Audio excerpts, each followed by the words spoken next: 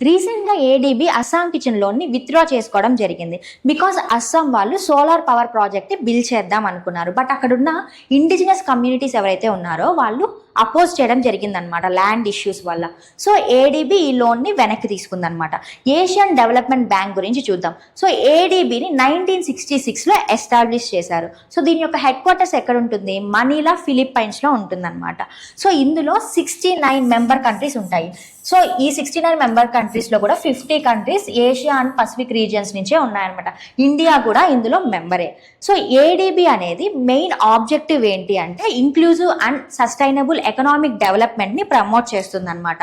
So దీంట్లో ఉన్న major share holders ఎవరంటే Japan, USA, China, India and Australia. So ఈ 5 కంట్రీస్ మేజర్ షేర్ హోల్డర్స్ అనమాట. ఇందులో కూడా జపాన్ అండ్ యుఎస్ఏ వచ్చేసి టాప్ షేర్ హోల్డర్స్ అనమాట ఏడీబీలో. దీని యొక్క ఫంక్షన్స్ చూసుకుంటే core functions infrastructure development.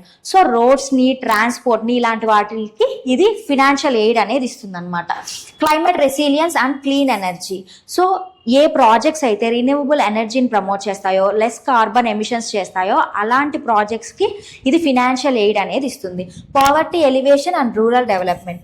So పావర్టీని తగ్గించడానికి అండ్ రూరల్ ఎంప్లాయ్మెంట్ని క్రియేట్ చేసేందుకు ఇది ఫినాన్షియల్ ఎయిడ్ అనేది ఇస్తుంది అనమాట. స్కీమ్స్కి, వెల్ఫేర్ స్కీమ్స్కి కూడా ఇది ఇస్తుంది. And regional integration and cross border project. So regional integration and cross border ప్రాజెక్ట్స్కి కూడా ఇది ఫినాన్షియల్ ఎయిడ్ అనేది ఇస్తుంది అనమాట.